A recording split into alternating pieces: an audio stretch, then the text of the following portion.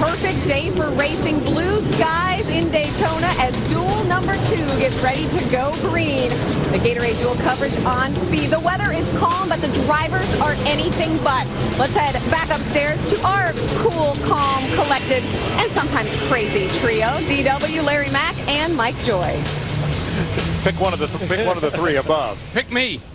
Oh, this could be the wild one. Well, now you got Patrick Carpentier, Jacques Villeneuve. They're superstars in the forms of racing they're familiar with, but it's their first ever stock car race at Daytona.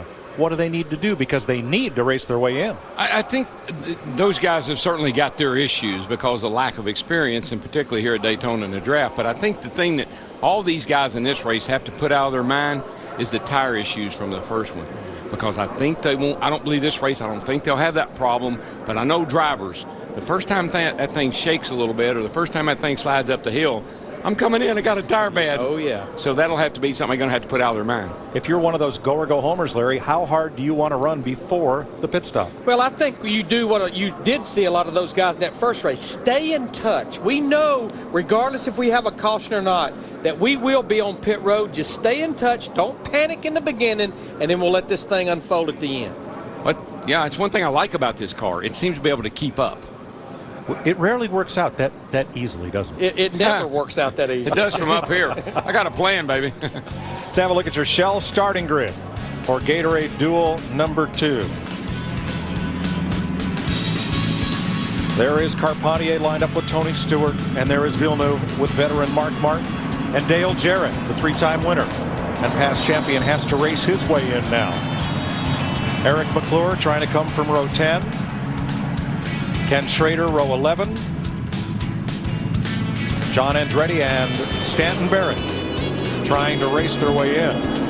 Now here's the thing that's going to be interesting about this race is we know during testing and even leading up to these races. Now these will be the cars going to the rear. You see the 2 Joe Gibbs cars, Denny Hamlin, Tony Stewart, Jeff Gordon in the 24 car. Those 3 cars, because of engine changes, Dario Franchitti missed driver introduction. He'll go to the rear. But what I was going to say, we know that the Hendrick cars, they've been strong, and they continue to show that. This dual race right here, of the 11 Toyotas, 8 of them are in this race. You have 5 in the top 8 starting positions. Let's see if they continue the strength they've been showing all during the offseason and this week. Second verse, same as the first. Nothing's changed. One less car, 26 cars, 60 laps, 150 miles. The fuel pit window, I think we'll see them hit pit road a little sooner than that, just to be conservative on the tire side.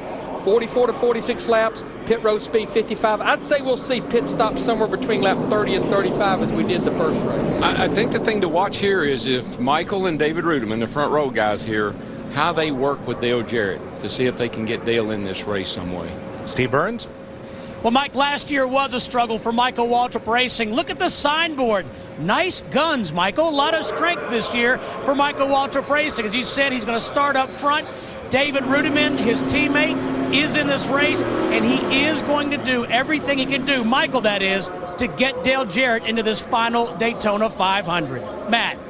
Steve, you can learn a lot from 60 laps of racing, and pulling a half a dozen drivers during the break, including Kyle Busch, and they all came up with the same idea. They've had to change their strategy. Watching the first duel, they learned that basically you've got to make your move early when the tires are fresher. The other process they thought would be, well, you do your move late when the tires are worn out, but now the way it looks, everyone riding the high line, you can't get down to the bottom, so look for a lot of guys who work their strategy earlier than we would have expected. Dick?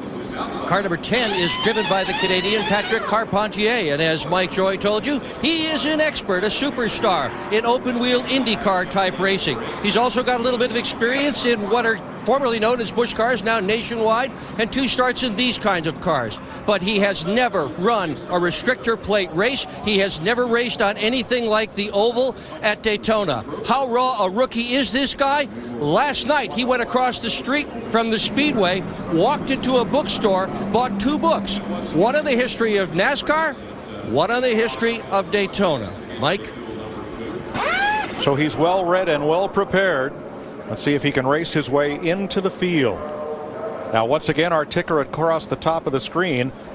The position number will have a gray background if the driver's locked into the race. If he's in one of the 2 transfer spots, it will be green. If he has not yet raced his way in, it will be yellow. And the picture now becomes clearer that Kurt Busch has taken the champion's provisional and that Joe Nemechek is in the race on time trial speed. So that leaves 3 positions in doubt.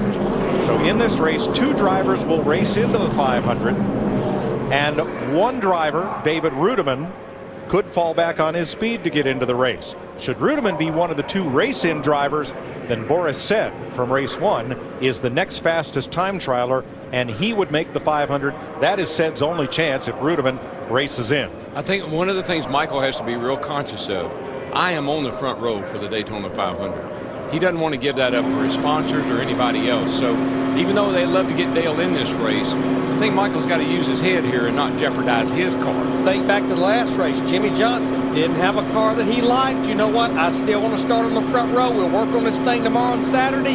Let me get out of here. For more on DJ, Steve Burns.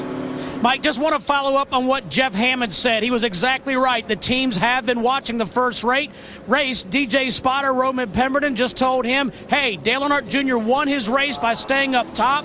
The tires will not last on the bottom.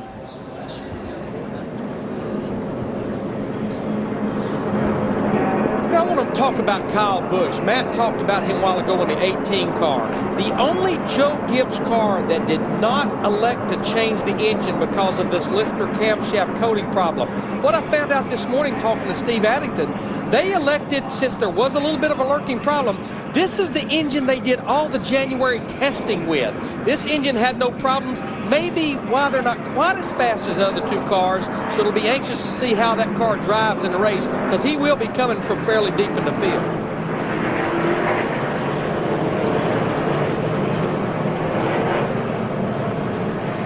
Just a quick heads up here. Watch the cars come off turn 4 if we have any in-car camera shots or any shots. The sun's just about at that point in the afternoon where you're looking straight into it when you exit turn 4. And sometimes that just can cause you all kind of problems come off that corner.